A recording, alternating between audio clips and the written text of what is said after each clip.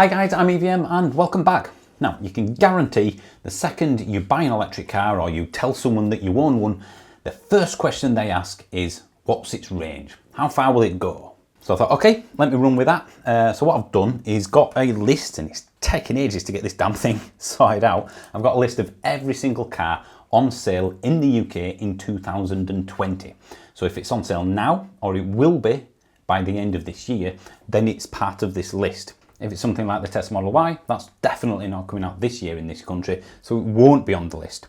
Right, so yeah, as I say, what I've got is a list of all cars, and I've got the list price for them all. So that's the list price from the manufacturer's website. I've gone on to each one. Some are estimations because they're not out yet, like the ID3 first edition, for example. And I have to be fair on this, it's the only level playing field is list price. Range, I've also got the list of real world range for each car as well. Not the manufacturer's what you might get if you're rolling downhill and there's no one in the car and it's perfect sunshine range. The real world range is one I've gone for. And again, to make it a level playing field, I've got all the data for the real world range from just a single place. It's a very good website. I'll put the link in the description below. It's the Electric Vehicle Database, ev-database.uk. Obviously, there are massive differences in cost that are nothing to do with range. I have had to split these up into two categories, premium and non-premium, or standard if you like, because clearly there are reasons why some cars like the Porsche Taycan, the E-Tron, the Teslas are more expensive than something like a Nissan Leaf or a Volkswagen E-Up. It's a luxury brand, it's a luxury car, it's a performance car, there's many things that affect the price. But this is purely about range. So if you are comparing something like the Persia Ii and the Vauxhall Corsa Ii and the Nissan Leaf, cars that are very similar, I think this might be very useful because it has actually spewed out some interesting data when it comes to which cars give you the most range for the smallest amount of money. If we look at different categories, the premium, non-premium, which do you think will be top of the league table in terms of the cheapest car for the most range?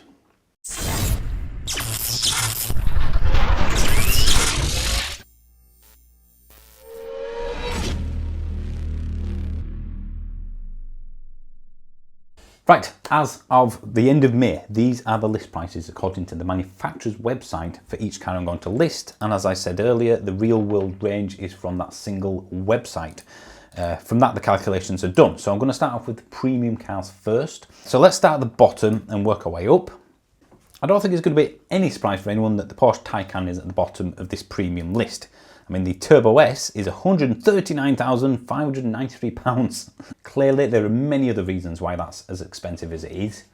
But this video is about range. But you can see where we're going here. I've listed all the Taycan versions. In fact, I'll put them up now. So you can see there's quite a significant difference between the 4S and the Turbo S in list price. Very similar range, but again, if you look at the pound per mile, £362 for the 4S, £594 for the Turbo S. So as I said, the premium end for this particular table, for this video, is less relevant because you're paying for the car more than the range, but I'll keep going. Next, we have the E-Tron 50, which is the lower battery version, followed by the Sportback, the Audi e-tron Sportback 55, that's the only version that'll be out this year, and then the Audi e-tron 55, so three Audis in a row here, which kind of shows that in terms of list price anyway, the e-tron isn't the best value car in the premium category anyway, when it comes to range. But again, I suspect most people buying an e-tron aren't buying it mainly because of the range. Moving up now, we have the Tesla Model X, the first of the Teslas, £87,190. So it's more expensive than the e-tron 55, but it does a lot more in terms of real world range. 285 miles we've got down here. After the Model X, we have the Mercedes EQC, a very, very nice interior, and clearly that's what you're paying for. After the EQC, we have another premium car, which usually is compared against the EQC and the e-tron, the Jaguar I-Pace. 65 grand, give or take, so similar starting price anyway to the EQC, but you get slightly higher range. So there's the difference there, not huge. Next we have a car which I almost didn't put in this category, but the brand is definitely premium, but it's not quite in the same sort of price bracket as the rest of them. But I have put it in here because it is a premium brand, and it is the BMW i3S. 38,555, 140 miles of real world range. That gives us £275 per mile of range. So it's only just better than a Jaguar I-Pace, but completely different car. I personally think that the BMW i3's very expensive for what you get. Yes, I know it's got a carbon fibre chassis, but that is effectively no longer a massive deal compared to what it was when it came out. Even BMW stopped doing carbon fibre chassis because, in their words, it's no longer necessary. And quite frankly, most people couldn't care less that it had a carbon fibre chassis. In fact, the next car on our list is also a BMW. It's the iX3. This isn't out yet. It is due this year, and it's got an estimated starting price of around £60,000. A range of 220 miles. Above the iX3, we have the Tesla Model S, the long range one. That starts at £82,190 in the UK now. But it's massive range. It's probably the one with the biggest range on this entire list, I think. Yep, £252 per mile you're paying for that one. Just above that, we have another BMW, the i3. So this is the non-sportier version of the i3S. 36 grand, 145 miles of real world range. And again, not sure if that should go in this category, but the brand is premium, which is why I ended up putting it there. Another one again, which I toyed with the idea, but I think this is in the right place in terms of the premium brand now. The Volvo XC40 Electric. Definitely a premium price, £53,000, £155, but a decent range of 230 real world miles. Now we're in the top 3 of the premium car category. Only 3 premium models left, and in third place we have the Tesla Model 3 Standard Range Plus. But we have got a significant jump now in terms of pound per mile of range. We're just over the £200 barrier. Second place, we have a car that's not out yet, but I am really looking forward to getting into. I really hope I get hold of one soon. It is due out this year. It's just shy of £50,000, and it's the Polestar 2. Effectively a Volvo, I believe it's the XC40 chassis clone, but it's more of a sporty thing. It's effectively a Tesla Model 3 rival. It's going to be quick. Its range is very good, 265 miles of real world range. I'm leaning towards it's going to be a very good car, and I think it's going to be a very rare one as well. I think most people will play it safe and go for the Model 3. So yeah, second place, £188 per mile of range. In top position, the best in terms of pound per mile of range paid, it is again a Tesla Model 3. This is the long range one. So it's about £6,500 dearer than the Standard Range Plus, but you get 285 miles of real world range. So that brings it down to just £164 per mile of range. So that's the premium car category. Next onto what I call the non-premium, I suppose, standard category. You know, things like the Nissan Leafs, Volkswagens, Hondas, Fords, things like that. Let's start again at the bottom, and we're starting off with, in 25th place, a Nissan. It's the Nissan ENV200 Combi. It's basically a Nissan van, but with seats. It is kind of on its own really, because there isn't any other car, I don't think, on sale at the moment, electric car anyway, that's got 7 seats. That's the bottom of the list. It's not good value at all in terms of range. Next one up is one of my favourite cars in terms of a car, but I haven't tried the electric version yet, and it is the Mini Electric. Very good price for an electric car, under 25 grand, but a real world range of apparently 115 miles. Means that you are paying quite a bit for each mile of range you get. If they've just given that a range of 180 miles, more batteries, more weight, it would have changed the dynamic of what effectively a Mini is. And I suspect most Mini buyers, it's a second car in the household, so ultimately range is not that important. Moving up now, in 23rd place we have the Ford Mustang Mac Ii. This is the extended range all-wheel drive, so it's the most expensive one excluding the GT. £57,000 list price, 265 miles of real world range, again estimated, and £215 per mile. Above that we have the Honda E. Now this is for me going to be a cult classic. Its range is only 125 miles, its price is just shy of £27,000, and that's the starting price. So I don't think many people will buy it, which means it'll be rare, It won't be producing massive numbers again, which means it will be rare. And in the future, I think that will hold its value immensely well because of that. 21st place, we have the Nissan Leaf 40 kilowatt hour. Again, this kind of highlights why I never have liked the facelift Leaf. 135 miles of real world range, a list price of 26,845. However, I think it's worth saying that most people won't pay that. I've done some Googling and I've found a couple of dealers selling Nissan Leaf 40s at about 24 and a bit £1,000. It would probably be another 10 positions further up, something like that. But again, level playing field, list price, that's what Nissan have set it at. Next one up is a premium brand, but I wouldn't include this in the premium brand category because it wasn't a premium car. I've actually tested this. It was the last car I tested before the lockdown shut all the press fleets. It's the DS3 Crossback E10s. It's effectively just the Persia E 2008 clone. The DS7, for example, or DS9, I think they're doing, absolutely, that's definitely a premium car. So maybe it's in the wrong category, but ultimately there's about 170 miles of range, £32,850. It's an expensive car for what you're getting. Next one up, we have the Hyundai Kona. Excellent car, but this is the smaller battery version. Just under £30,000 price, 155 mile real world range. The bigger battery Kona, I suspect, is far better value. We'll find out. The next one, the Fiat 500 electric. This again is an estimate in terms of price and range. They reckon 140 miles it's going to do in the real world, and it's about £27,000. And I think it is still due in 2020. Next, we have a facelifted Hyundai Ionic, £29,500 list price. You can get better than that. 160 miles of range. Next one up now, 16th position, we have the Ford Mustang Mac Ii. This is the smaller battery rear-wheel drive version. So basically the entry level, the cheapest one you can buy. Just over £40,000. Next is another example of list price over obtainable price, because the last I checked you could get these for about £23,000, but that's due to a special offer which could end at any time, and that's partly why I'm sticking to this list price. This is the MG ZS EV, 25.5 grand, as I said, 140 miles of range, and I thought in terms of value, it's a big family SUV, reasonable range, but good price, especially if you got it at the offer price of 22, I think, 22.5 it was for the top spec version.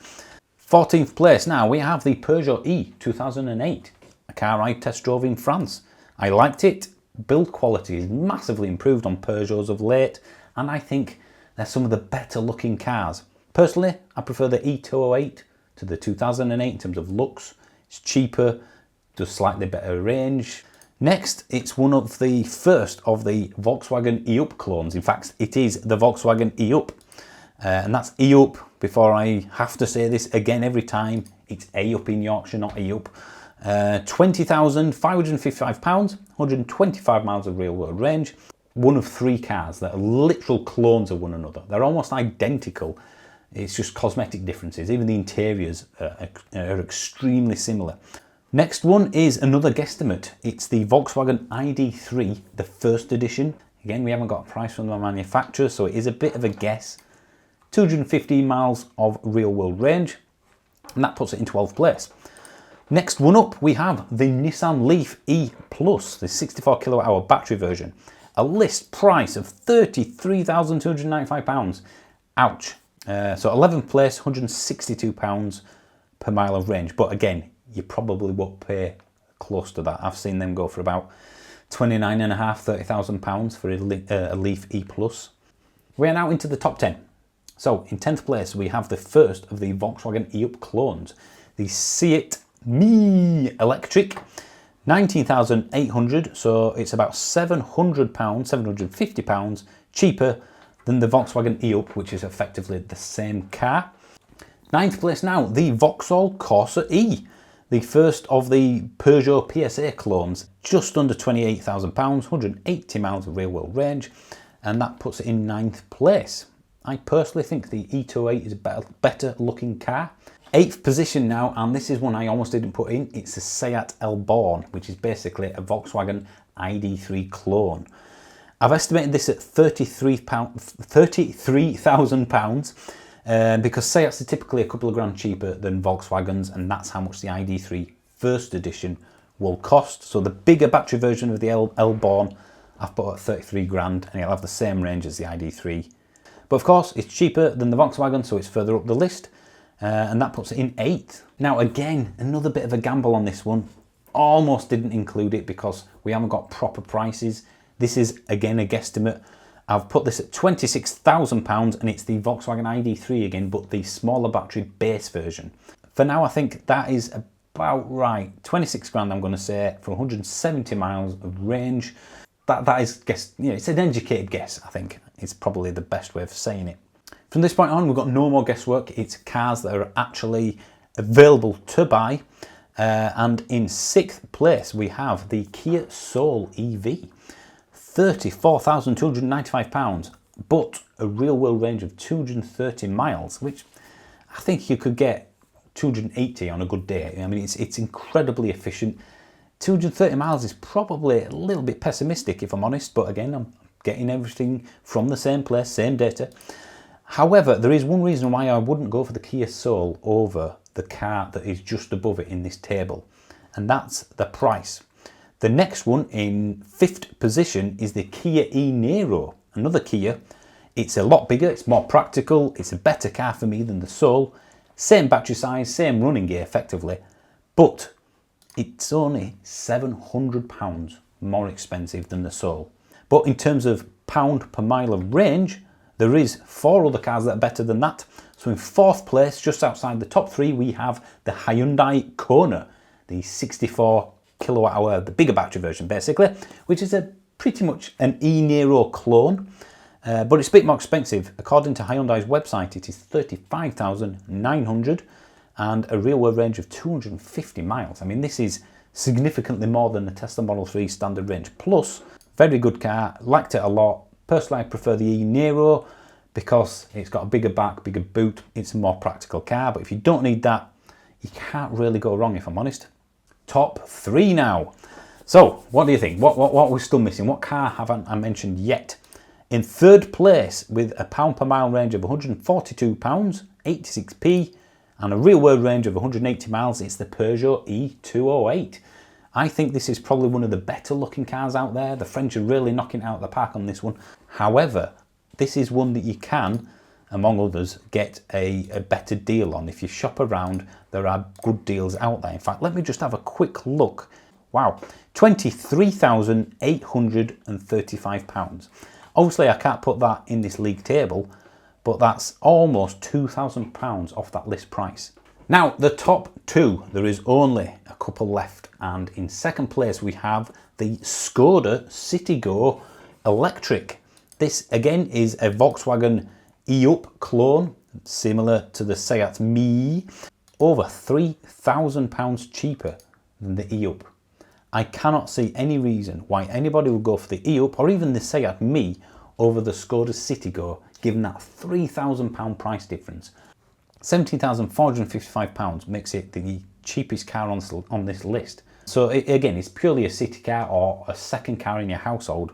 But if you're wanting to dip your toes into EV ownership and you've got another car in the household, I think that is an incredible bargain. £139 per mile of range. But it's not the best car. What's at number 1? What car have I not mentioned yet? Some of you will have already guessed this, but in top place, the cheapest with £130 per mile of range and a real world range of 200 miles. So it's a long range one compared to most others on the list. We have the Renault Zoe with the 50 kilowatt hour battery. A list price of £26,195, a starting list price. But as I said, a real world range of 200 miles.